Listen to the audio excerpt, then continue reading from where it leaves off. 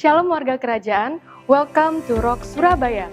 Kami mengucapkan selamat datang dan selamat bergabung bagi Anda yang baru pertama kali mengikuti ibadah bersama kami. Kami juga mengajak Anda untuk bergabung di dalam Komsel Kingdom Community agar kami dapat melayani Anda secara lebih baik lagi. Untuk informasi lebih lanjut, silakan dapat menghubungi nomor hotline Rock Surabaya. Firman Tuhan hari ini akan dilayani oleh Senior Pastor Rock International Ministry, Pastor Timotius Arifin Tejasukmana. Dan ibadah hari ini akan disertai dengan perjamuan kudus. Kami menghimbau agar Bapak, Ibu, Saudara sekalian untuk dapat mempersiapkan anggur dan roti perjamuan agar dapat mengikuti perjamuan kudus dengan baik. Berikut beberapa informasi gereja dalam minggu ini. Yang pertama, Instagram Live Monday Night Talk besok tanggal 12 Oktober 2020 jam 19.30 malam dengan tema Career and Character in the Industrial Era 4.0 akan dilayani oleh Ibu Lani Herawati selaku Kepala Pusat Konseling dan Pengembangan Pribadi Universitas Kristen Petra. Jangan lupa untuk terus mengikuti episode terbaru dari podcast Kingdom Insight yang diadakan setiap Selasa jam 19.30 malam hanya di YouTube channel Rock Surabaya. Zoominar tentang Saksi Yehua akan diadakan tanggal 15 Oktober jam 18.30 malam yang akan dilayani oleh Pendeta Yakub Trihandoko. Kemudian, bagi Bapak, Ibu, Saudara sekalian yang ingin menabur bagi pekerjaan Tuhan melalui GBI Rock Surabaya, dapat melalui transfer langsung ke rekening GBI Rock Surabaya atau scan QR Code yang tertera.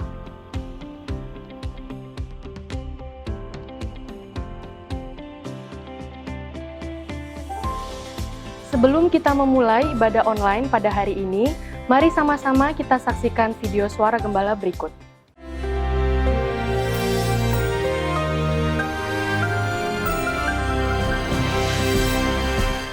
Shalom warga kerajaan, ketika saya mencanangkan bukan corona pandemi tapi corona akademi, apa yang saya lakukan sederhana, apa yang diajarkan oleh Tuhan, yaitu kita memberi nama kepada masalah kita sehingga berubah menjadi kemuliaan buat Tuhan.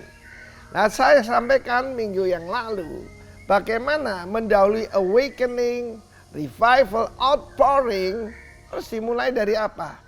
Kita melihat di dalam kitab Habakuk yang pernah saya sampaikan pasal ketiga, di mana Tuhan akan datang daripada Teman, daripada Paran. Saudaraku, Teman dan Paran itu adalah daerah Edom dan juga Saudi Arabia. Dan kita sedang melihat hari-hari ini bagaimana ada satu fenomena yang luar biasa, di mana ada perjanjian antara Israel tanggal 15 September yang lampau dengan UAE, dengan Bahrain, dan akan disusul sehingga lengkap 9 negara Arab akan bersatu, yaitu membuat perjanjian dengan Israel, namanya Abraham Accord. Tetapi mendahuluinya di dalam ayat yang kelima dikatakan penyakit sampar dan gempa bumi. Apa yang kita hadapi sekarang bukan gempa bumi tektonik, bukan cuma gempa bumi yaitu vulkanik, tetapi gempa bumi dalam segala hal. Kita lihat bagaimana orang yang memegahkan diri pada berjatuhan, perusahaan-perusahaan pada down, dan bagaimana pasar modal, ya saham dan sebagainya mengalami kehancuran. Tetapi itulah gempa bumi dan penyakit sampar ada yang sedang kita hadapi saat ini. Minggu yang lalu saya katakan check the plague of your heart. Yaitu bukan penyakit sampar yang di luar, tapi hati kita. Bukan liver ya, hati, ya, heart. Berbicara spirit. Nah, sekarang saya sampaikan akan ada kebangunan rohani besar di kalangan Teman dan Paran. Saudara mungkin mengenalnya sebagai Kedar, Nebayot. Tetapi saya mengerti yang dimaksudkan, yaitu fokus. Yang terbesar di mana? Di Indonesia. Dan saya percaya di outpouring akan terjadi di Indonesia. Tapi mendahuluinya ada penyakit sampar. Ada gempa bumi. Jadi karena itu saya masih ingat waktu saya baru bertobat. Ada satu lagu mendahului revival. Bumi ne goyang akeh lindune. Ya, buminya bergoncang, banyak gempanya. Ya. Dan itu bukan menakutkan, tapi itu lagu yang sukacita. Karena itu para orang percaya, warga kerajaan Allah. God is in control. Dan saya sampaikan pada saudara, kita canangkan Corona Revival. Saudara yang kasih Tuhan dari Villa Pujian di Ubud, saya berani mengatakan bahwa rencana Tuhan tidak akan gagal atas bangsa Indonesia. Dan kami percaya begitu banyak nubuatan. Ada satu bangsa yang dipakai Tuhan dan mereka ada di kepulauan. Dari situ akan keluar puji-pujian. Kita tahu bagaimana Tuhan akan bersinar daripada teman dan paran dan akan ada pujian bagi yang maha tinggi. Dan biarlah itu terjadi. Jadi jangan takut. Jangan takut dengan penyakit sampar. Jangan takut dengan goncangan dan gempa bumi. Karena itu cuma mendahului. Mendahului apa saudaraku? Kebangunan rohani besar. Awake Indonesia. Ada outpouring. Dan juga pasti ada revival. Saya berdoa supaya tidak terjadi penumpahan darah seperti 1965. Tapi lewat ini banyak orang akan kembali pada Tuhan. God bless you all. In Jesus' name. Amin. Demikian suara gembala minggu ini, kiranya dapat menjadi perenungan bagi kita semua. Ibadah akan segera kita mulai, mari kita sama-sama mempersiapkan hati kita untuk dapat mengikuti ibadah dengan baik. Mari kita berdoa. Tuhan, terima kasih untuk berkat-Mu pada hari ini. Kami sadar Tuhan, kami masih ada sebagaimana kami ada. Ini semua karena kebaikan-Mu dalam kehidupan kami. Sebentar lagi kami akan mengikuti ibadah pada hari ini. Engkau berkati setiap daripada kami dimanapun kami berada. Di dalam nama Tuhan Yesus kami sudah berdoa dan mengucap syukur. Haleluya. Amin.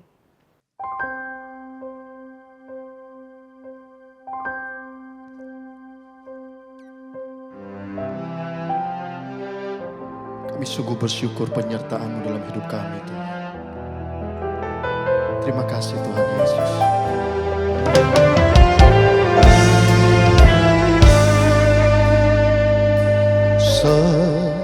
Semusim berlalu, namun Kau selalu peliharaku.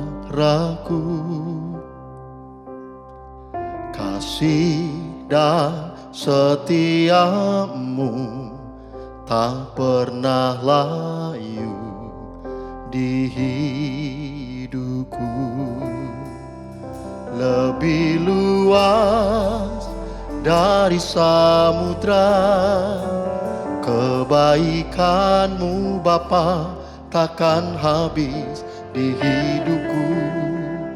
Lebih tinggi dari cakrawala, tak terbatas kasih-Mu.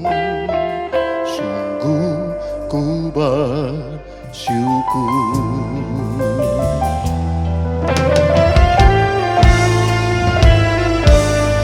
Semusim berlalu, namun Kau selalu peliharaku. Kasih dan setiamu tak pernah layu di hidupku. Lebih luas dari samudra kebaikan-Mu Bapa takkan habis di hidupku. Lebih tinggi dari cakrawala, tak terbatas kasih-Mu. Sungguh ku lebih luas dari samudra kebaikan-Mu Bapa takkan habis di hidupku. Lebih tinggi dari cakrawala, tak terbatas kasih-Mu. Sungguh ku bersyukur.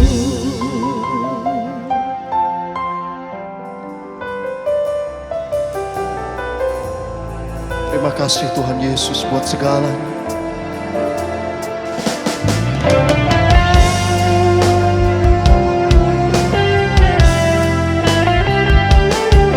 Mari jemaat Tuhan yang percaya,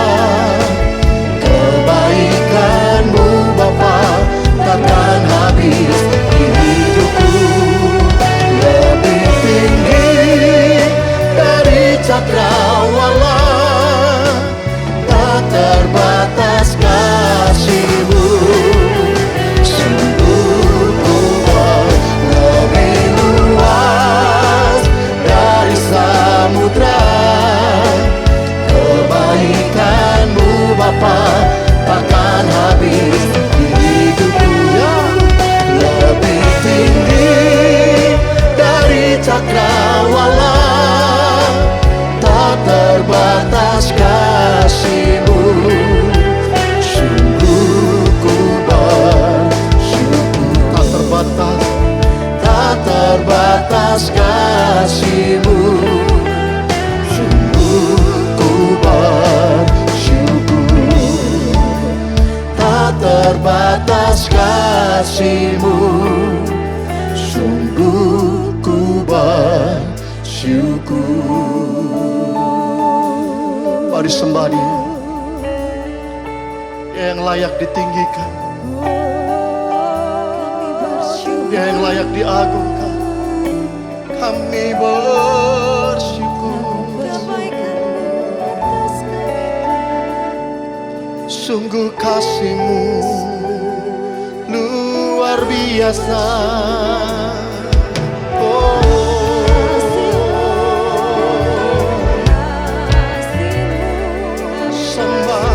Sembah bagi-Mu, Raja mulia. Mari sembah Dia.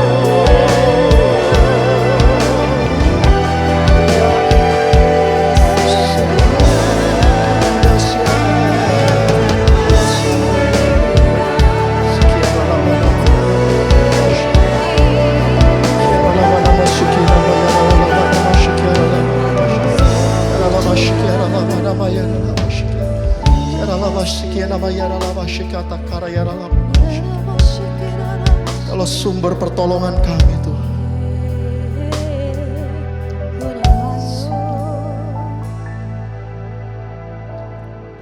ku pandang wajah-Mu dan berseru, pertolonganku datang dari-Mu. Peganglah tanganku, jangan lepaskan. Kaulah harapan dalam hidupku. Mari bersama. Ku pandang wajah-Mu dan berseru, pertolonganku datang dari-Mu. Peganglah tanganku, jangan lepaskan. Kaulah harapan dalam hidupku. Mari bersama.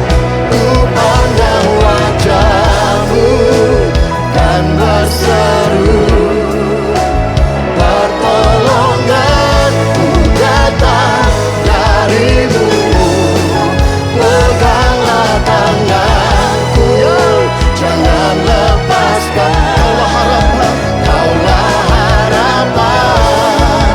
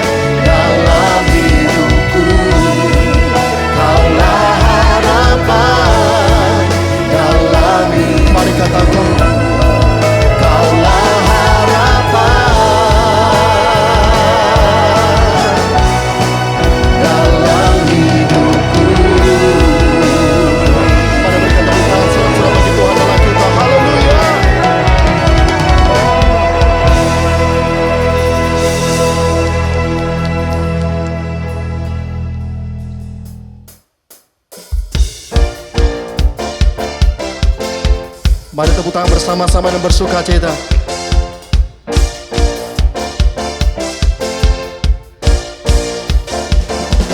Mari jemaat Tuhan yang percaya katakan haleluya.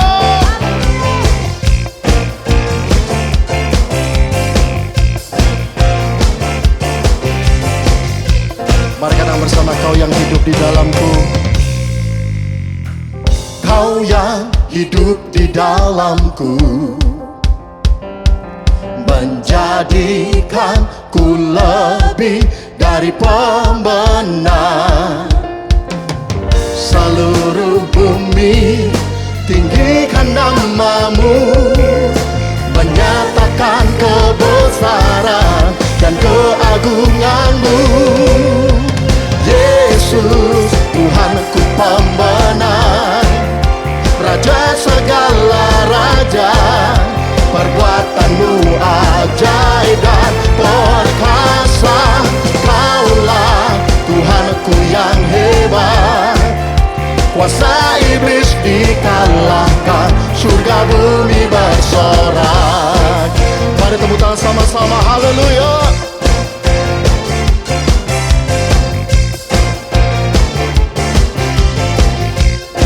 Kau yang hidup di dalamku, kau yang hidup di dalamku, menjadikanku lebih dari pemenang. Seluruh bumi tinggikan namamu, menyatakan kebesaran dan keagungan. Here we go. Yesus, Tuhanku pembenar, Raja segala raja. Perbuatanmu ajaib dan perkasa. Kaulah Tuhanku yang hebat, kuasa iblis dikalahkan, surga bumi bersorak. Haleluya.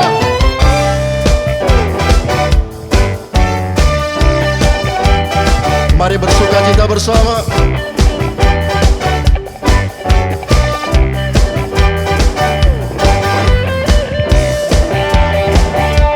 Biarlah seluruh bumi meninggikan namanya.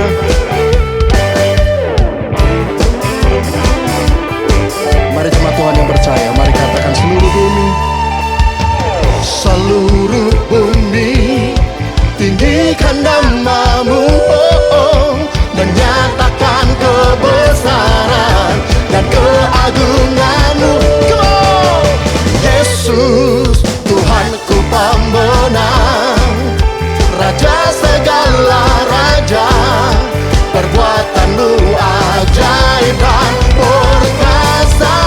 Kaulah Tuhanku yang hebat, kuasa iblis dikalahkan, surga bumi bersorak. Yesus, Tuhanku pembenar, Raja segala raja. Perbuatanmu ajaib dan perkasa. Kaulah Tuhanku yang hebat, kuasa iblis dikalahkan, surga bumi bersorak.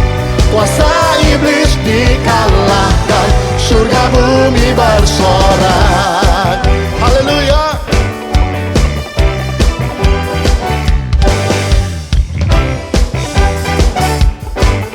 Mari jemaat Tuhan yang percaya, mari tepuk tangan bagi Tuhan Allah kita. Haleluya.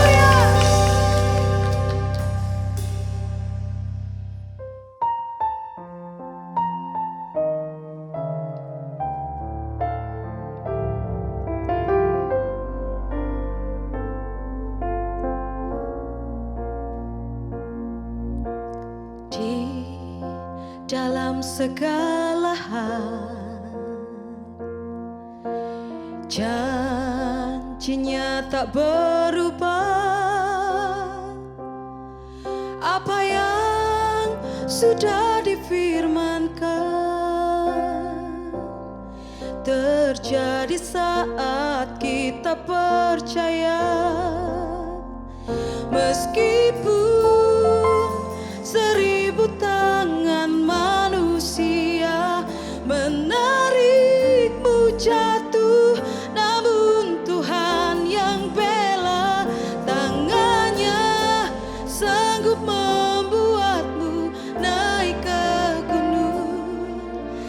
percayalah Tuhan yang bela.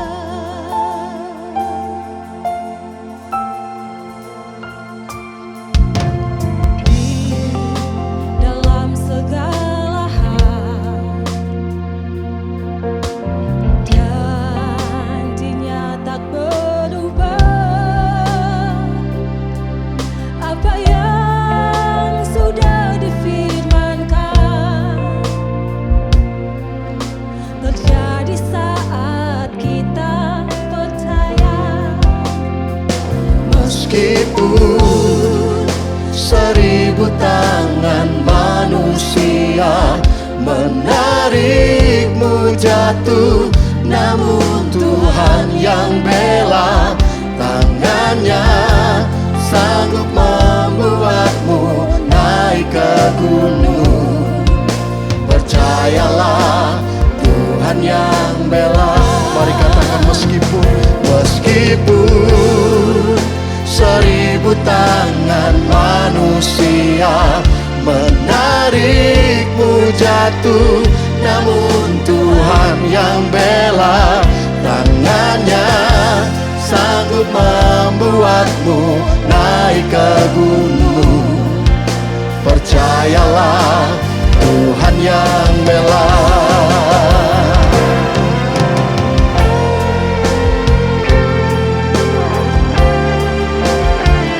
Kami percaya penyertaan-Mu sempurna bagi setiap kami. Engkau Tuhan yang tidak pernah meninggalkan kami.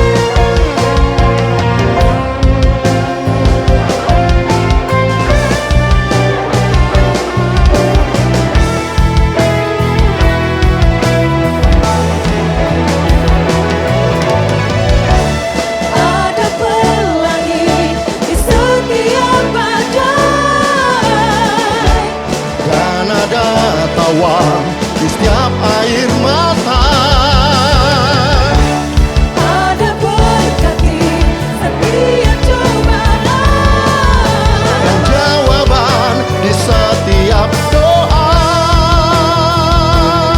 Oh, meskipun 1000 tangan manusia menarikmu jatuh, namun Tuhan yang bela. Tangannya sanggup membuatmu naik ke gunung. Percayalah Tuhan yang bela. Mari katakan meskipun 1000 tangan manusia menarikmu jatuh, namun Tuhan yang bela.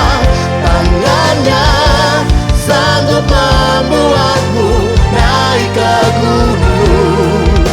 Percayalah Tuhan yang bela. Percayalah Tuhan yang bela. Percayalah Tuhan yang bela.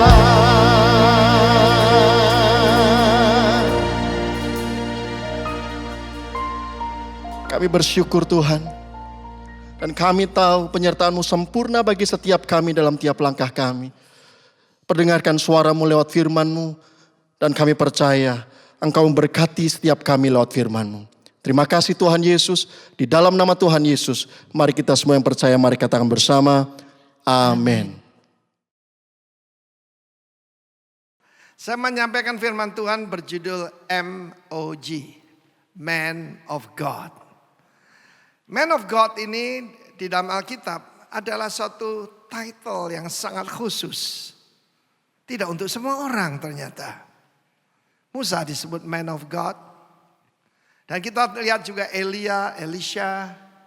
Dan juga ketika Tuhan Yesus menampakkan diri dan memberi pesan kepada orang tua dari Simpson. Ibunya berkata begini, a man of God datang ke tempat kita. Saudaraku yang kekasih Tuhan, ada banyak title yang membuat orang jadi sombong dan congkak. Saya ketemu banyak orang kalau setelah lulus sekolah teologi, mestinya kan tambah rendah hati, tambah mengerti. STH tapi sangat tinggi hati, saudara.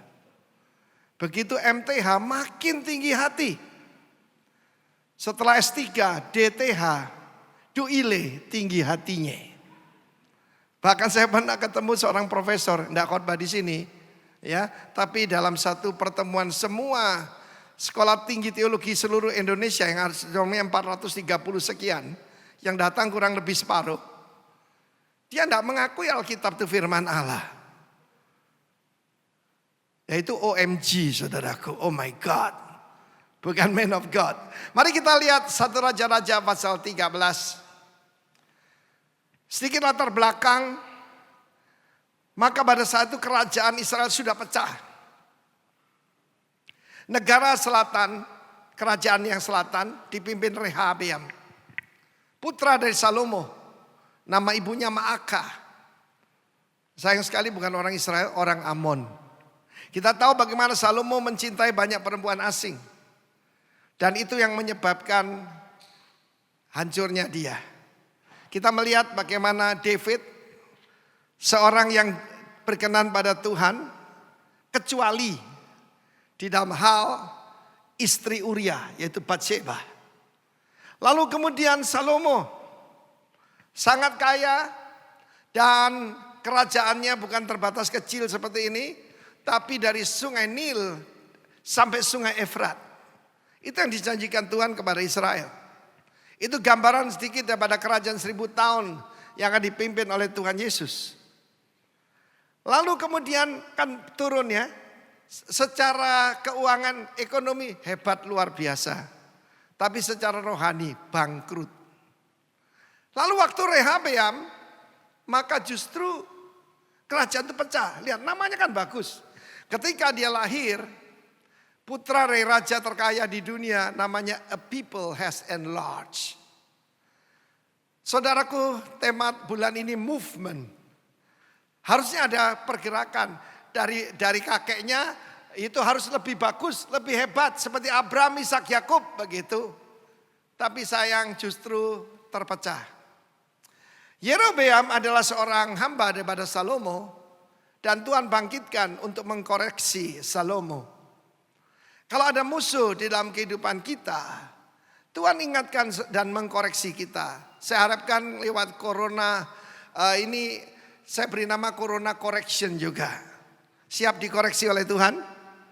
Saudara datang kan minta dikoreksi oleh Tuhan kan? Ya. A people will contend. A contend itu melawan. Revolusi. Nama yang tidak cocok buat anak Tuhan karena spirit yang sedang bekerja di dunia ini adalah lawlessness. The spirit of disobedience, roh kedurhakaan. Mari kita baca dalam 1 Raja-Raja 13. Yerobeam berdiri di Mezbah.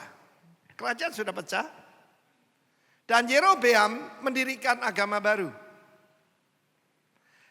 Supaya orang-orang di kerajaan utara itu yang terdiri dari 10 suku. Dan kemudian ketika dia mendirikan penyembahan anak lembu emas, suku Lewi kembali semua ke selatan. Kalau sebagian ada yang pergi ke utara, pulang ke selatan. Dan saudaraku, kalau orang mau mengalami kehancuran itu dimulai dengan satu perkataan dalam satu Raja-Raja 12. Dia berpikir dalam hatinya. Firman Allah menjelaskan jangan menganggap dirimu pandai. Maka berkala Yerobeam dalam hatinya. Kita tahu orang Farisi dan pemungut cukai, he pray to himself. Dia berdoa kepada dirinya sendiri. Dan dirinya jadi Tuhan, saudara ya. Berpikir dalam hatinya. Jika bangsa itu nanti mempersiapkan korban ke selatan, ke Yerusalem. Lama-lama hatinya berbalik, nanti aku dibunuh. Apa yang harus aku lakukan? Lalu dia bertanya kepada teman-temannya. Enaknya bagaimana ya? Biasanya bagaimana? Kalau saya menghadapi masalah, tanya apa yang Tuhan mau. Bukan yang aku mau. Dan apa yang dilakukan orang-orang di negeri ini. Tapi ketika berkata begitu, dia mendirikan penyembahan lembu emas. Anak lembu emas adalah, itu belajar di Mesir. Tapi itu juga penyembahan kepada Baal. dewa kemakmuran. Dia pasang di Bet-El dan Dan. Bet-El artinya House of God, bukan? Kebetulan yaitu naungan kita gereja Bet-El Indonesia, bukan Betel ya, Bet-El, the House of God. Nanti tanggal 6 ini ulang tahun ke-50. Puji nama Tuhan, amin. Dan dari kurang lebih 6.000 jemaat sekarang akan menuju 10.000 seperti yang didoakan dan diharapkan oleh founding fathers kita. Nah, kita lihat di sini, dia menaruh lembu yang satu di Bet-El, yang lain di Dan. Dan hal itu menyebabkan orang berdosa. Bukan cukup berdosa sendiri, dia ngajak seluruh bangsa berdosa. Dan kita tahu bagaimana akhirnya 10 suku ini disebarkan di seluruh dunia. Dan karena itu orang panggil Yahudi, karena hanya kerajaan selatan sebagian pulang kembali ke Israel. Saudara, dia mengangkat imam sekehendak hatinya. Sudah jelas Tuhan mengatakan, Tuhan benci penyembahan berhala. Dan Tuhan telah memilih Yerusalem ya sebagai kota yang dia pilih, dan bait Allah itu, mataku tertuju pada rumah ini dan doa dari tempat ini. Dia mendirikan kepercayaan lain. Saudara tahu mendirikan agama itu gampang sekali. Apalagi di Jepang. Di Jepang itu macam-macam saudaraku. Saya dengar cerita di Perancis. Ini kejadiannya abad yang lalu ya. Ada seorang datang menghadap yang berwajib. Ya, Kementerian Agama itu cuma ada di Indonesia, saudara, tempat lain tidak ada. Tapi ketika mereka menghadap, kami mau mendirikan agama baru, saya kumpulkan semua yang baik dari semua agama. Jadi agama gaduh-gaduh gitu ya. Lalu dia mengatakan, I give you a good advice. Aku berikan nasihat yang baik kepadamu. Daripada kamu nanti gagal, daripada kamu nanti tidak berhasil, tak kasih tahu ya. Sebagian besar, yaitu penduduk di negeri ini, ya ini akhir abad 19 lah, 18 sekian. Itu percaya kepada pendirinya itu bangkit dari kematian setelah 3 hari. Jadi sebaiknya saran saya, kamu minta disalib aja, itu ada tiang listrik sana, minta digantung di sana. Dan setelah 3 hari kamu bangkit. Itu kemungkinan kamu akan berhasil. Agama itu tidak pernah berdiri saudara. Sebab satu-satunya yang bangkit dari kematian dan mengalahkan kematian cuma satu dan satu-satunya, Yesus Kristus Tuhan. Tepuk tangan bagi Allah kita. Bukankah itu mirip dengan gereja-gereja sekarang? Sembarangan saja. Ya, bagaimana menarik massa. Kasih orang lucu-lucu. Tidak semua orang boleh berkhotbah di mimbar ini. Kok sombong Pak? Bukan sombong, saya berhati-hati. Amin. Kalau kita ambil darah saja, maka juru rawat itu akan mengatakan, Pak, ini jarum baru ya Pak, belum pernah dipakai. Bagaimana kalau dia pakai jarum karatan yang bekas dipakai orang untuk nyuntik heroin? Tentu saja kita akan ketularan. Kapan itu saudaraku, ada orang berkata, Pak, kami mau bayar cukup mahal. Saya bilang, kalau pakai gedung ini milik Tuhan, gratis tis-tis, polisi pakai, pendidikan pakai, ya, pengarahan daripada camat-camat pecalang pun gratis, nggak apa-apa. Saya enggak terima bayaran. Lalu saya tanya siapa yang khotbah? Dia sebutkan satu nama yang bersaksi, namanya Ki Gendeng Pamungkas. Saya mau beritahu saudara, saya belum gendeng, oke? Jadi saya tolak. Waduh, Pak Arifin sombong. Tahu, di luar, ya, di tempat lain diadakan, dan dia berkata, di rumah saya ada deretan telinga orang yang saya bunuh. Ada 200 telinga. Nah, memang gendeng tenan nih. Saudara yang kasih Tuhan, tetapi puji Tuhan, di tengah-tengah keadaan seperti itu, Tuhan masih mengulurkan tangan, mengajak bertobat. Yerobeam, 1 Raja-Raja 13, berdiri di mezbah. Dia ngangkat diri jadi imam besarnya. Dia ngangkat semua orang sembarangan, saudaraku. Ya. Sekarang ada orang berkata, enak loh, gampang, dirikan gereja tuh gampang. Pokoknya bisa nyanyi, bisa ngomong, gampang katanya. Lalu pekerjaannya siapa saja. Saya dengar telinga saya sendiri. Ada teman saya berkata, besok minggu depan kamu pakai jas ya. Pakai jas. Loh Pak, saya ini belum bertobat benar-benar, saya baru berobat. Oh enggak apa-apa, pakai jas saja. It will never happen here. Amin. Standarnya Tuhan itu tinggi saudaraku. Sebab He is the Holy God. Amin. Nah, saudara lihat di sini pertama kali ada perkataan man of God. 1 Raja-Raja 13. Sedang dia berdiri di mezbah. Jadi dia ngangkat diri jadi imam besar. Bukan cuma raja, imam besar sekalian. Komplit kan kayak Melkisedek begitu.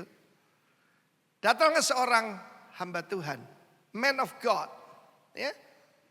Seorang abdi Allah ini, saudara, bukan servant of God, tapi man of God is Elohim.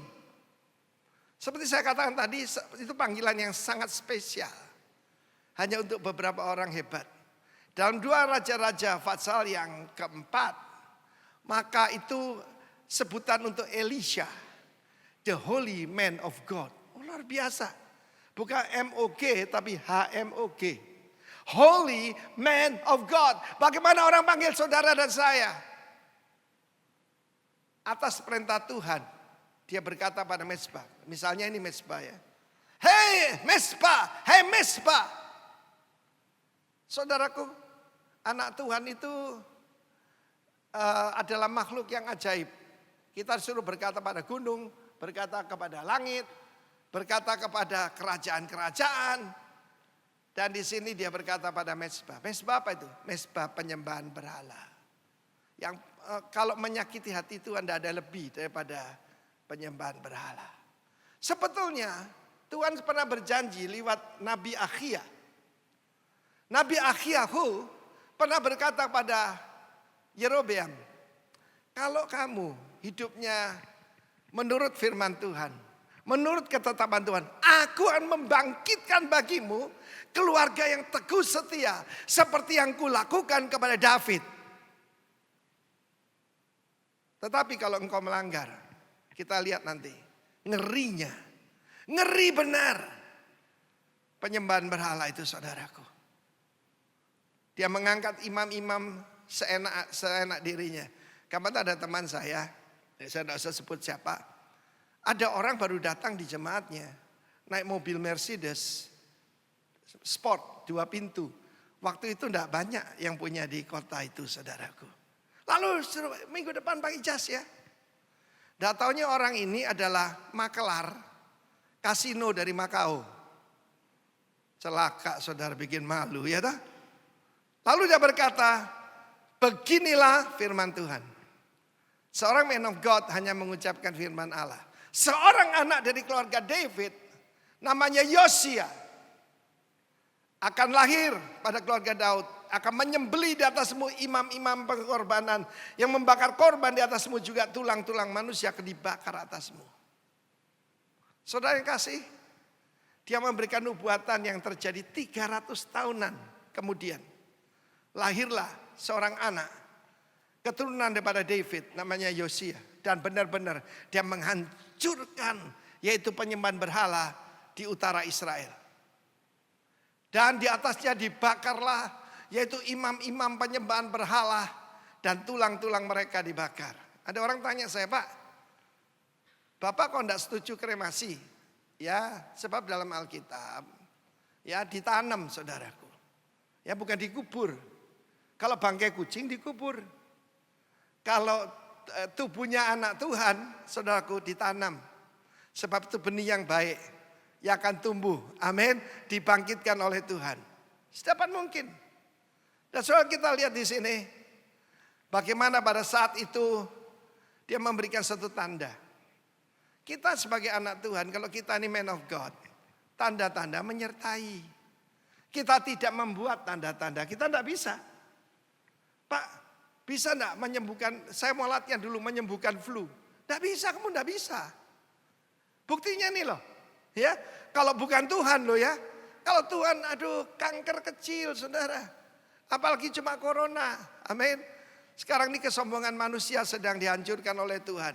Ngadapi corona kecil, virus kecil yang tadi sudah cuci tangan semua, amblas saudaraku. Cuma sabun loh, bukan air keras. Perhatikan di sini apa tandanya. Pecahlah mezbah itu. Debunya berhamburan. Tapi sebelum itu Yerobeam berkata, tangkap dia. Ketika dia mengulurkan tangannya. Ketika orang niat jahat pada kita, Tuhan punya janji. Amin. Bahwa Tuhan, malaikat Tuhan berkemah sekeliling orang yang takut akan Tuhan. Barang siapa mengutuk engkau akan kukutuk. Barang siapa memberkati engkau akan kuberkati. Apa yang terjadi? Tangannya kejam saudara. Dan pada saat itu raja yang sombong ini, dia berkata, tolong mintakan kepada Yahweh Allahmu. Kenapa dia tidak minta bantuan kepada anak lembu emas yang dia dirikan? Loh, dia bikin sendiri kok saudaraku. Ada satu cerita tentang Abram diterangi oleh Tuhan. Satu hari Tuhan berbicara kepada dia. Saudara, dia tengah-tengah mana? Itu keluarga penyembah berhala, saudara. Mendadak saja Tuhan menyentuh dia dan pikirannya terbuka. Lalu keluarga mereka itu menjual, saudaraku, patung-patung berhala. Ada yang kecil, ada yang besar. Apa yang dilakukan Abram? Ini cerita bangsa Israel ya. Dia ngambil palu yang paling besar.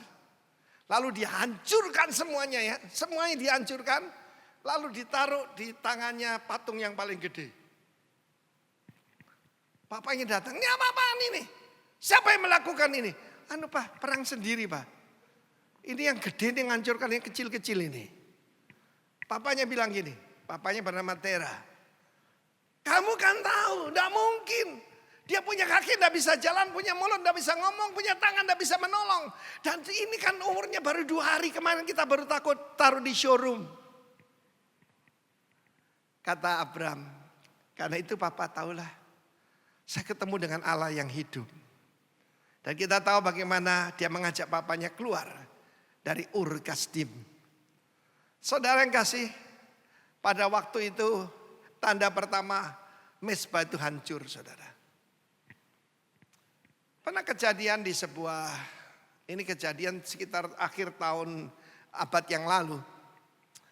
Dan ini disaksikan oleh rekan kita yang pernah berkhotbah di sini beberapa kali, Pendeta Tommy Tenney dari Amerika. Bagaimana waktu menyembah Tuhan, mezbah itu terbelah 2. Memang ada dosa di jemaat itu. Dan dosanya pada gembalanya, saudaraku. Dan Tuhan kasih tanda, split. Dan saya masih ingat ketika meresmikan geraha itu Betani di Nginden, Pak Alex tanya saya, Vin, siapa itu pendeta yang waktu dia khotbah mezbahnya itu mimbarnya terbelah itu siapa? Saya bilang saya cuma kenal Tommy Tenney, undang dia. Dan Tommy Tenney berkhotbah di Nginden waktu itu.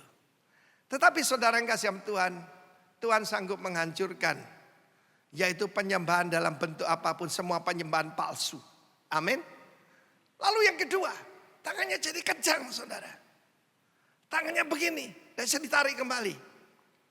Saya sering mengalami salah satu saja kesaksian saya. Satu hari ada seorang ibu komplain tentang suaminya. Salahnya sih, mereka menikah karena dua-duanya orang kaya di Surabaya saudara. Mereka menikah, ya baru lulus SMA saudaraku.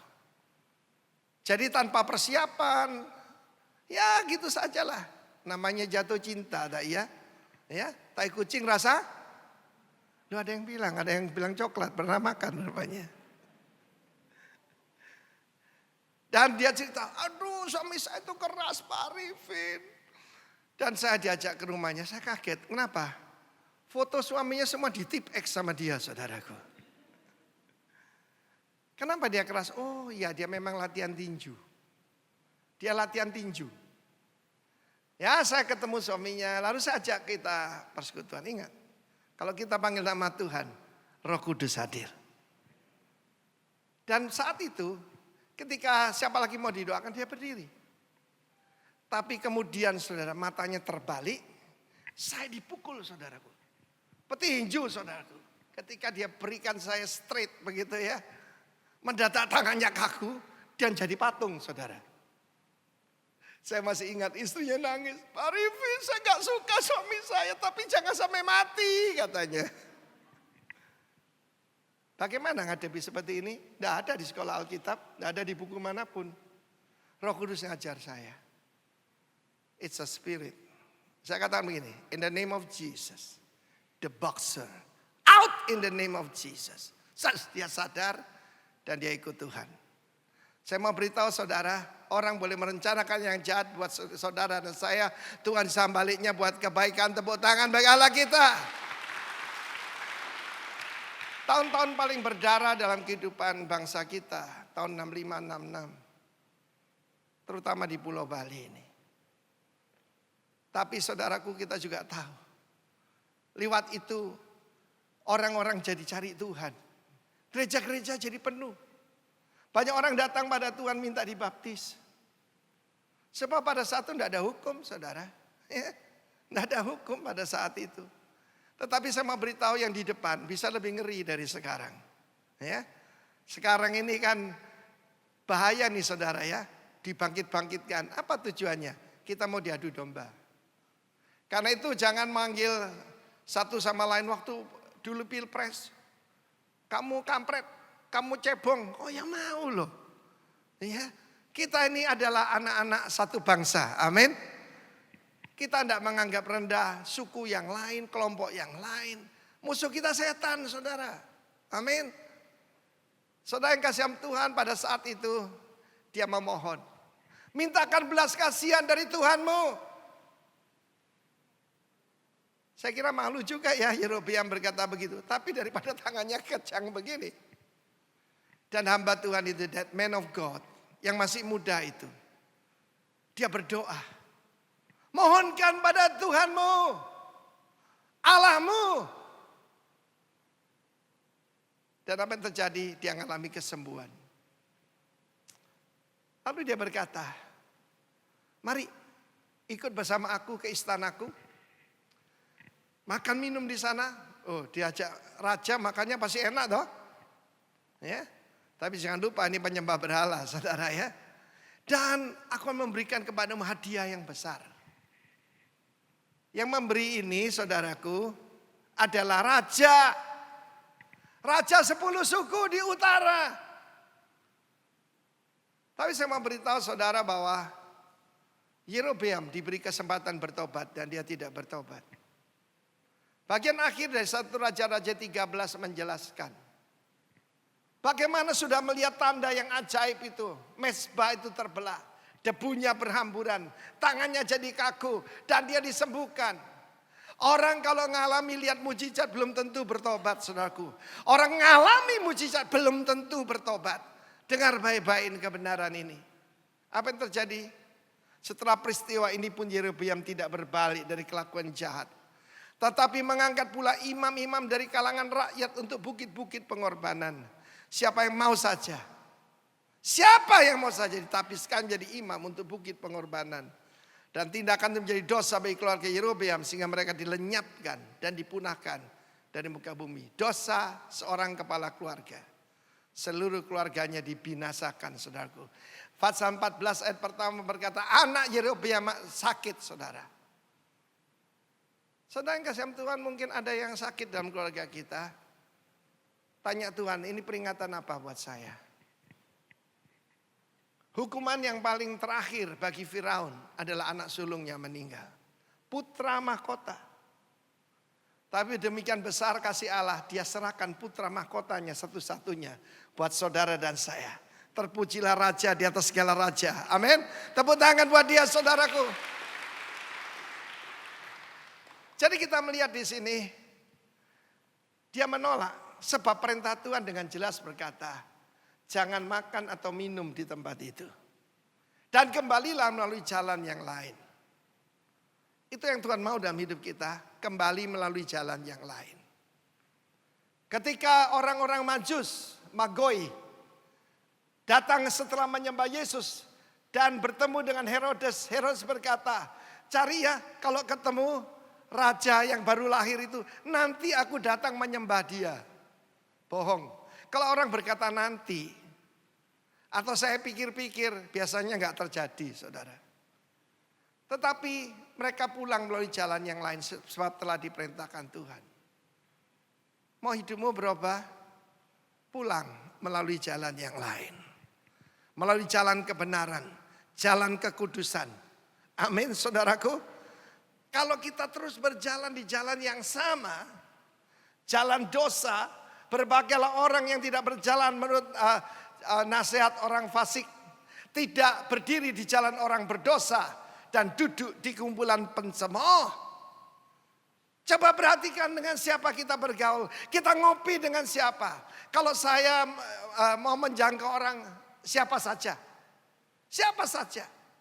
Termasuk LGBT apapun. Tapi untuk bergaul, kita harus pilih teman kita. Dengan penzina, penipu, penyembah berhala, jangan sekali-kali kamu makan bersama. Sekalipun kalau mereka menyebut diri saudara, artinya Kristen, tapi hidup dalam dosa, jangan bergaul dengan mereka. Sebab pergaulan yang buruk merusak kebiasaan yang baik. Lalu selanjutnya ada cerita yang sangat aneh. Hamba Tuhan muda ini hebat ya. Menyelesaikan tugas dengan luar biasa dan memberikan peringatan untuk seluruh bangsa. 10 suku di utara diberi peringatan, terutama rajanya. Tapi dalam ayat selanjutnya di Betel ada seorang nabi tua. Di kota yang sama, di tempat penyembahan berhala ada nabi tua. Kenapa sih Tuhan tidak pakai dia? Rupanya sudah undur, saudaraku. Rupanya sudah nggak ada urapan. Dia mantan diurapi. Mau dipanggil mantan diurapi? Saya pernah menerjemahkan orang yang khotbahnya gini. Dulu saya dipakai Tuhan. Dulu dipakai Tuhan luar biasa. Dulu orang buta melihat. Dulu orang mati bangkit. Yang penting sekarang. Ada seorang nabi tua. Anaknya beritahu, wah Pak hebat Pak. Ada nabi muda, siapa namanya? Tidak ada namanya. Tapi luar biasa, spektakuler. Mesbah terbelah, raja tangannya kejang dan disembuhkan. Luar biasa Pak. Kata nabi tua ini, pelanai keledaiku. Dia datangi hamba Tuhan muda itu. Kamu kah? Man of God dari Yehuda, perhatikan loh, dari Yehuda. Biasanya kalau kita lihat, bagaimana Tuhan tuh menyuruh nabi khusus ke negara masing-masing.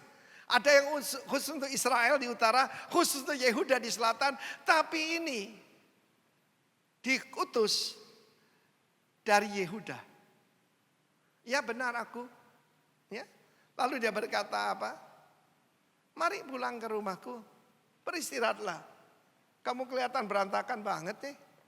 Ya, nanti kamu mandi, makan yang enak aku sediakan. Oh enggak bisa. Sebab aku dapat perintah yang sangat jelas. Jangan makan dan minum di tempat itu. Tuhan Yesus memberitahu pada murid-muridnya. Ya, bagaimana kalau kamu disapa orang, kalau kamu dalam satu tugas, lanjutkan saja perjalananmu. Sebab itu urgent. Kedatangan Tuhan Yesus sudah dekat, saudara. Lalu pada saat itu, apa kata nabi tua ini? Seorang malaikat menampak diri padaku. Dari mana? Aliran Mormon, saya nak bilang gereja ya. Soalnya kalau ketemu ada orang naik sepeda, bule naik sepeda, saudaraku ya. Celana hitam, baju putih, dasinya kecil hitam gitu. Itu dari Amerika. Mormon. Mormon itu saudaraku, pemimpinnya Joseph Smith namanya, istrinya tidak banyak, baru 27 yang tercatat saudara ya. Mereka mengajarkan poligami. Pada mulanya Tuhan menciptakan Adam dan Hawa. Sebab Tuhan menciptakan manusia itu berpasang-pasangan. Nah saudara yang kasih Tuhan, apa yang terjadi? Katanya dia mendapat penglihatan seorang malaikat. Membawa apa? lembaran-lembaran emas. Dan muncullah agama aneh namanya Mormon. Yang mereka berkata, tanah perjanjian itu bukan di Israel, tapi di Amerika. Dan bangsa Israel melarikan diri ke Amerika, katanya. Tapi anehnya pengikutnya luar biasa. Dan firman Allah menjelaskan, kalau dikatakan dari kami, atau seorang malaikat berkata Tuhan sudah datang, jangan percaya.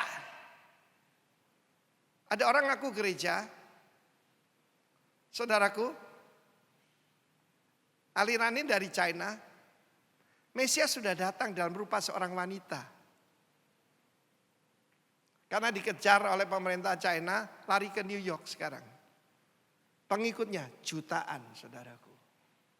Dan harus tahu bahwa yang disebut gereja pertama yang jadi klaster COVID di Korea itu, Korea Selatan, itu adalah aliran ini.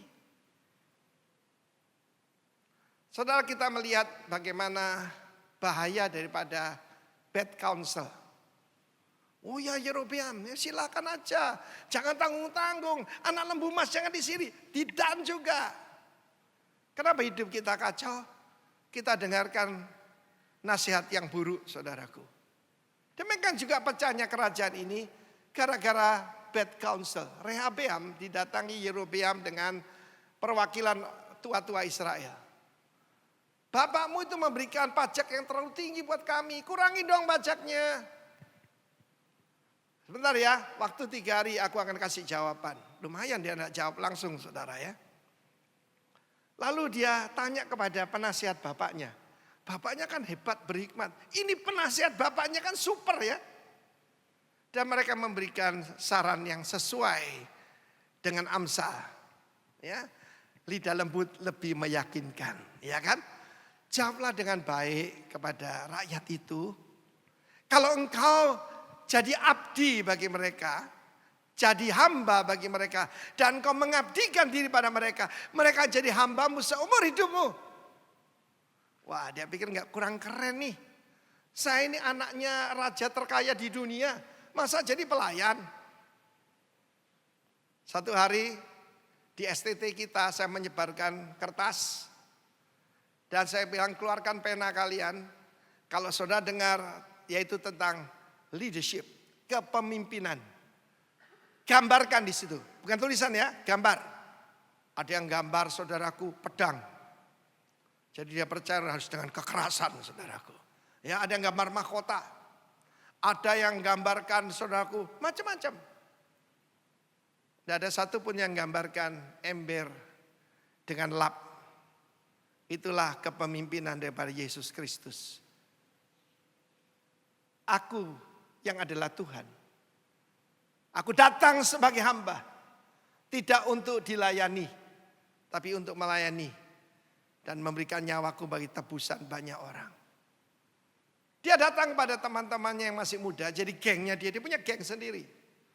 Ya enggak bener dong. Itu sudah out of date. Itu opa-opa itu bisa apa itu opa-opa. Bodoh mereka.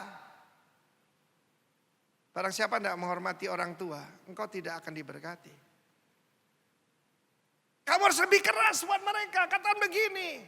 Kelingkingku ini lebih besar daripada pinggang bapakku. Bapakku memberikan engkau kuk, kuberikan kuk besi.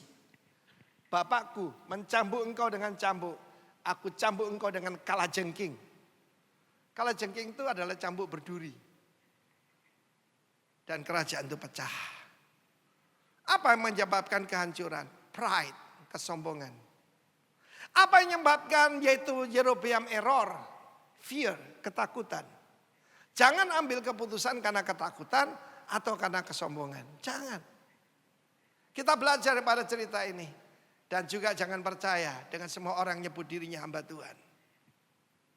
Jangan percaya dengan orang yang mengatakan aku dapat wahyu daripada malaikat.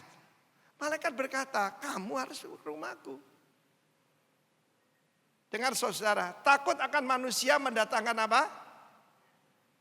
Takut akan manusia mendatangkan jerat. Saya masih ingat ada seorang gadis Dari suara kan kita bisa tahu yang telepon ini gadis apa oma-oma ya. Bisa tahu ya. Pak, saya dilecehkan bos saya, Pak. Saya dilecehkan bos saya, Pak. Oh ya, ya keluar saja. Loh gimana keluar, Pak? Nanti saya makan apa? Loh Tuhan Yesus sanggup mengembalakan kamu. Ditutup saudara teleponnya. Jadi dia milih lebih baik dilecehkan daripada tidak bisa makan katanya. Orang benar berani seperti singa muda. Tapi orang fasik lari sekalipun tidak ada yang mengejarnya. Dan belum pulang-pulang sampai sekarang. Yang mengerti tertawalah. Dan dia datang. Kelihatannya harmless loh. Cuma makan loh. Tapi itu melanggar perintah Tuhan. Dia makan minum di sana. Disegarkan. Dan bahkan saudaraku dikasih sponsor. Suruh naik keledai jangan jalan kaki lah. Lumayan jauh loh. Dari Bethel sampai Yerusalem jauh. Dan dia naik keledai itu. Di tengah jalan. Ada singa datang dan membunuh dia. Ini satu yang aneh sekali. Keledainya gak lari saudara. Dan juga gak dimakan. Yeremia pasal 5 mengatakan begini. Sebab itu singa dari hutan akan memukul mati mereka. Dan serigala dari padang yang gersang akan merusakkan mereka. Macan tutul akan mengintai di kota-kota mereka. Dan corona dari Wuhan juga. Setiap orang yang keluar akan diterkam. Sebab pelanggaran mereka amat banyak. Dan kesesatannya besar sekali. Cuma makan. Tapi melanggar perintah raja. Kita harus mengerti tentang prinsip kerajaan. Melanggar perintah raja hukumannya mati. Nama Yerusalem, dari mana Yerusalem? Dua kata pertama, Yare, Yare itu saudaraku, ya, adalah apa saudara? Artinya gentar, kagum dan gentar. Nyanyinya gampang, ku kagum hormat akan engkau. Siapa orang yang berkemenangan dalam masa-masa seperti ini? Orang yang takut akan Tuhan. Dipelihara oleh Tuhan. Orang yang takut Tuhan tidak akan takut pada apapun. Minta hari ini kalau perjamuan kudus, minta roh takut akan Allah. Saya pernah sampaikan pada saudara, Salomo itu salah minta. Dia minta hikmat. Memang karena itu dia dapatkan kekayaan, kemuliaan, kejayaan. Sekiranya dia minta takut akan Tuhan. Keluarganya akan dipelihara. Mari. Perkataan man of God ini, kalau gitu gimana kita Pak? Perjanjian baru ada ayatnya. Saya mau tunjukkan dulu. 1 Timotius 6 ayat 11. Tetapi engkau hai manusia Allah, jauhilah semuanya itu, kejarlah keadilan, kebenaran di sini, righteousness, ibadah, kesetiaan, kasih, kesabaran, dan kelembutan, kelemah lembutan. Tetapi engkau hai manusia Allah. But you, O man of God. Mari itu jadikan goal dalam hidup kita. Man of God. 2 Timotius pasal 3. 16 dan 17. Segala tulisan yang diilhamkan Allah memang bermanfaat untuk mengajar, untuk menyatakan kesalahan, untuk memperbaiki kelakuan, dan untuk mendidik orang dalam kebenaran. Baca bahasa Inggris. That the man of God, that's you and me, may be perfect, thoroughly furnished with all good works. Yang diperlengkapi untuk setiap perbuatan baik. Bagaimana memperlengkapinya? Firman Tuhan. Ketika saya renungkan, istri saya berkata, kita diberi istirahat oleh Tuhan. Iya, istirahat luar biasa. Tapi juga diberi apa? Yang paling berharga di dunia ini. Waktu. Dulu hampir tidak punya waktu, saudara. Saya terbang dari satu kota ke kota lain, dari satu negara ke negara lain. Sekarang Tuhan beri saya waktu. Waktu apa? Untuk mengkoreksi diri saya. Ketika saya membaca firman Tuhan, saya lihat banyak kekurangan saya. Dan itu yang harus kita kejar. Tampilkan lagi tadi 1 Timotius 6:11. Perhatikan, apa yang harus kita kejar? Righteousness, godliness, faith, love, patience, and meekness. Lewat ini kita belajar ketekunan. Sering saya bilang, saya teknologi cuma belajar 5 tahun, jadi insinyur. Tapi tekun logi sampai sekarang belum lulus-lulus. Man of God punya ciri-ciri seperti ini. Lemah lembut. Kebenaran, di terjemahan keadilan di situ. Godliness. Saudara, kata Nabi tua itu, pelanai keledaiku. Dan dia pergi ke sana dan dia tercengang. Dia melihat ada mayat. Mantan man of God tadi. Hanya karena satu kesalahan. Ini membuat kita berpikir jangan main-main dengan Tuhan. Tidak apa-apa Pak, sekali aja kok. Saya nggak ada perasaan apa-apa, pokoknya sekali aja. Sedikit aja tidak apa-apa toh. Lihat itu. Lalu dia menguburkan. Yaitu hamba Tuhan itu. Dan dia beritahu, kamu tidak akan dikubur di tempatmu. Emang benar. Dikubur di mana saudaraku? Justru di Betel. Di tempat penyembahan berhala. Tapi Nabi tua itu berkata, nanti aku mati kubur juga di situ. Apa yang ada di batu nisannya? Apakah man of God from Yehuda?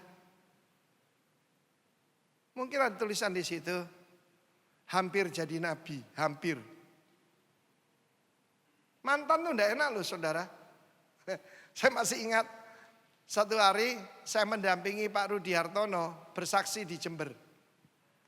Dan gembalanya berkata begini, beliau sudah senior sekali, hampir 80 tahun. Dan dia berkata begini, inilah Bapak Rudi Hartono, mantan juara All England 7 kali berturut-turut. Rudi membisiki saya, gak enak rek, mantan katanya. Mau jadi mantan? Dulu dipakai Tuhan. Saya berikan sedikit kesaksian buat saudara. Tahun 79 akhir saya bertobat.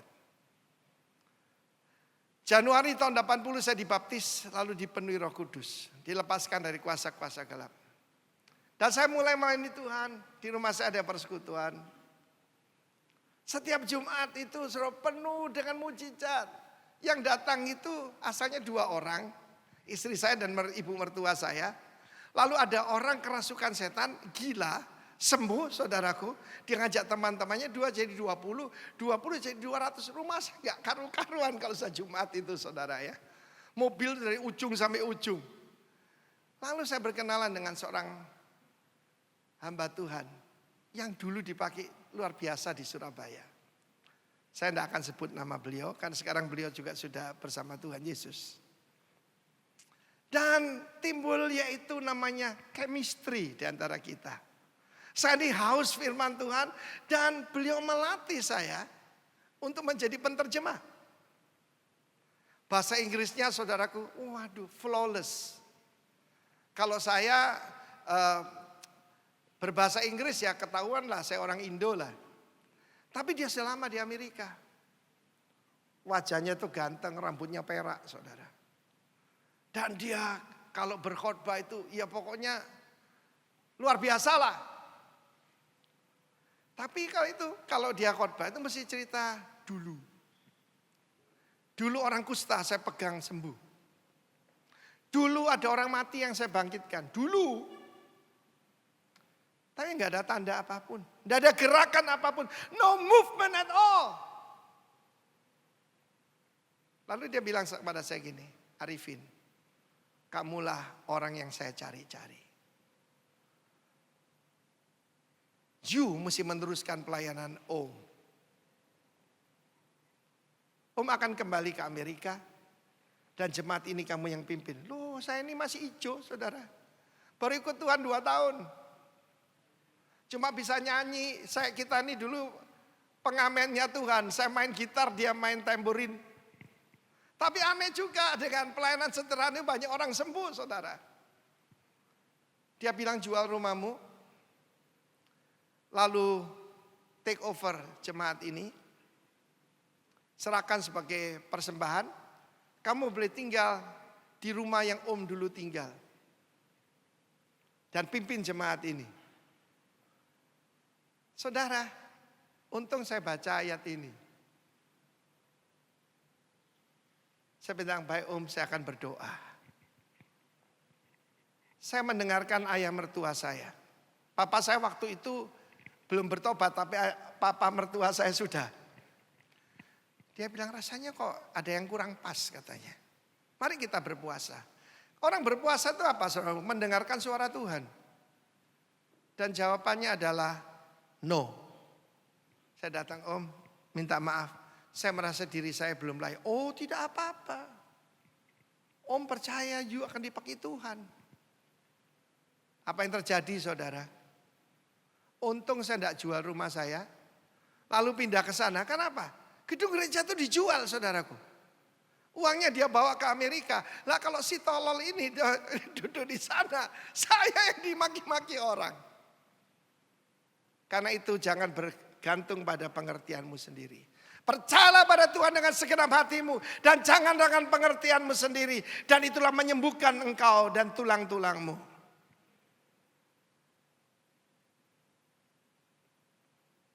The danger of a bad counsel. The danger daripada pengajaran sesat. Cuma masalahnya orang Indonesia ini suka dengan sensasi. Mereka ikut pendeta yang berkata ke saya berapa hari sekali naik turun surga.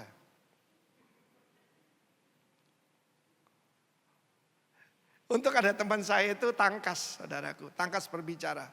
Dia berkata, aku tahu siapa yang biasa naik turun surga. Tahu siapa? Iblis.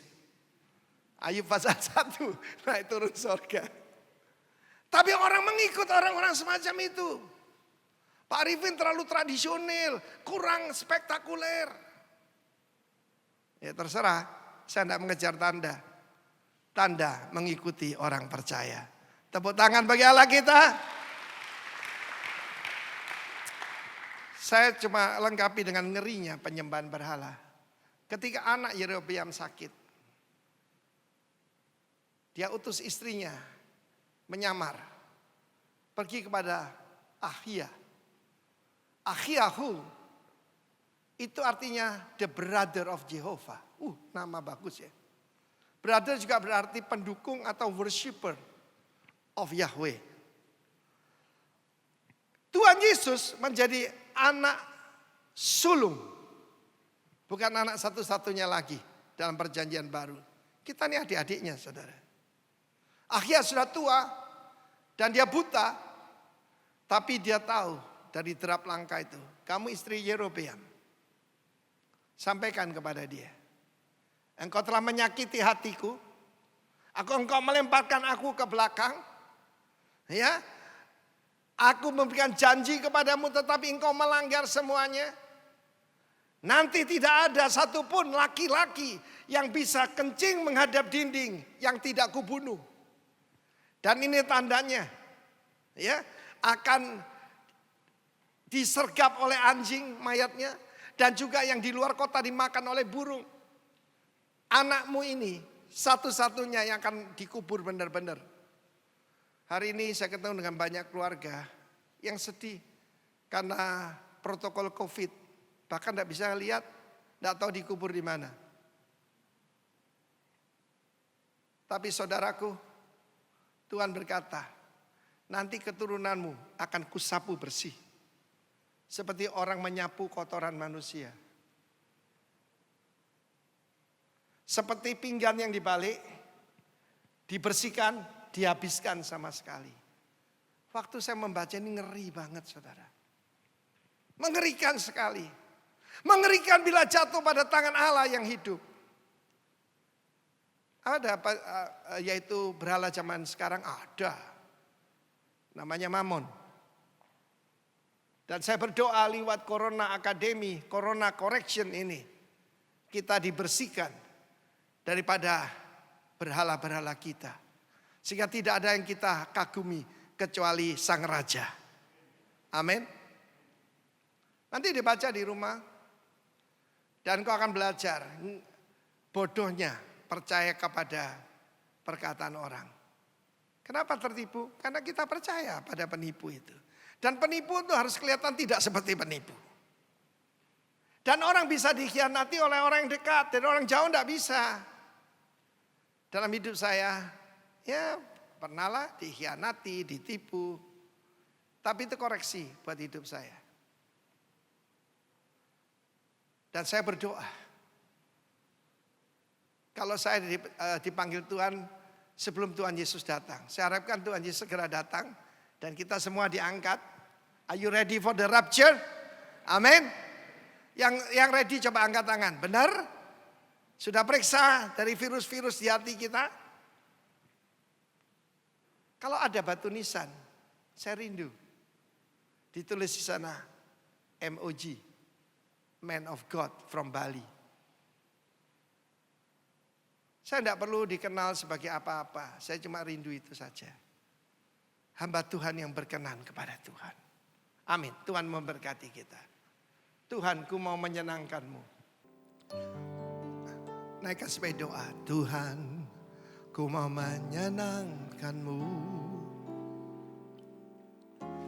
Tuhan, bentuklah hati ini jadi bejana untuk hormat-Mu. Cemerlang bagai emas murni. Tuhan, ku serahkan hidupku. Semua ku berikan padamu. Kudus hingga kudus selalu. Agar aku menyenangkan-Mu. Menyenangkan-Mu. Senangkan-Mu. Hanya itu kerinduanku. Menyenangkan-Mu.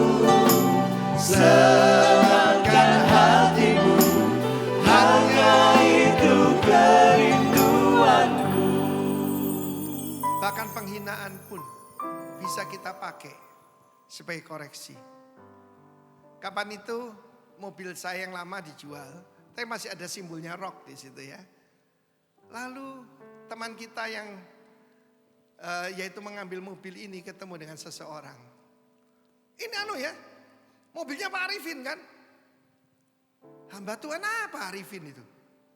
Pakainya bagus, rumahnya bagus, mobilnya bagus. Hamba Tuhan apa itu? Saya kaget. Oh ya, gitu ya pendapat orang tentang saya. Kenapa dia tidak bilang, oh itu hamba Tuhan yang hidupnya benar. Hamba Tuhan apa itu?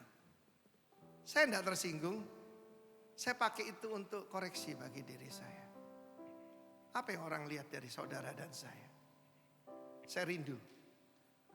Orang berkata itu hamba Tuhan yang menyenangkan Tuhan. Seperti saudara dan saya juga. Angkat roti di tangan kanan kita. Mukalabashita karanoteka. Haleluya. Angkat tinggi. Kita semua rindu dikenal sebagai man of God. Woman of God. Yang berkenan kepada Tuhan.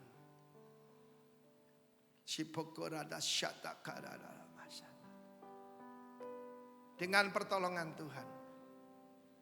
Kiranya firman Tuhan memperlengkapi kita. Dan yang kita kejar adalah righteousness, godliness, faith. Kelemah lembutan, ketekunan, kesabaran. Inilah persekutuan kita. Dengan tubuh Kristus kita minta roh takut akan Allah memenuhi kita. Percaya kesaudara persekutuan kita dengan tubuh Kristus. Amen. Mari kita makan dalam nama Yesus.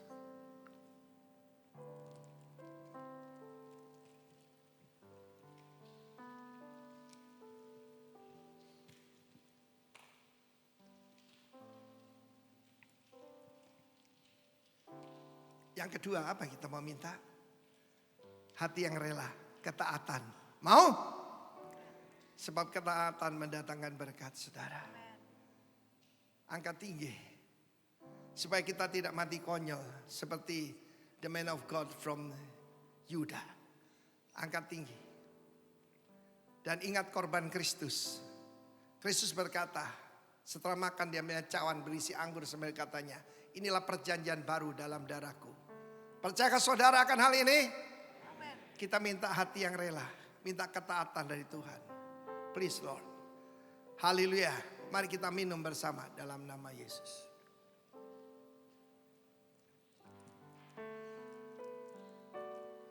Mari angkat tanganmu dan bersyukur kepada Tuhan. Sikemayarata syanara mareho. Angkat suaramu. Sikamayarama syanaya ramo. Muralama syanara mate. Nayarama senara mayandara mare. Inamayara sikamayara.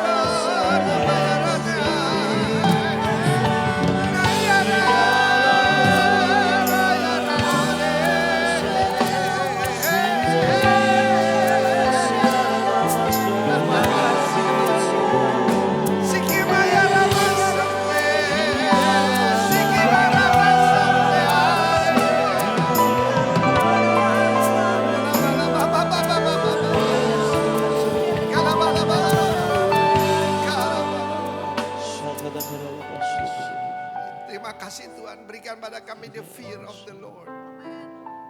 Yare, berikan kepada kami mohon. Angkat tangan saudara, terimalah berkat Tuhan. Tuhan memberkati engkau serta melindungi engkau. Tuhan menyinari engkau dengan wajahnya dan memberikan kasih karunia. Tuhan menghadapkan wajahnya kepadamu dan memberikan shalom, damai sejahtera, roh yang takut akan Allah, yang membuat kita hidup berkenan kepadanya. Dari sekarang sampai selama-lamanya, engkau dan keluargamu, engkau dan keturunanmu. Demi nama Yesus yang percaya katakan, amin. Tuhan memberkati. Terima kasih sudah bergabung bersama kami di ibadah online GBI Rock Surabaya. Kami senang dapat beribadah bersama-sama dengan Anda. Kami percaya kita semua diberkati melalui penyembahan dan pujian yang sudah dinaikkan dan firman Tuhan yang telah kita dengarkan. Bagi Bapak Ibu Saudara yang memerlukan bantuan doa dan informasi pelayanan lainnya, dapat menghubungi hotline Rock Surabaya yang sudah tertera. Ibadah minggu depan akan dilayani oleh pastor kita, Pendeta Daniel Januar. Jangan lupa untuk follow, like, dan subscribe semua akun sosial media Rock Surabaya. Sampai jumpa di ibadah online minggu depan. Selamat hari Minggu dan kami ucapkan Tuhan Yesus memberkati.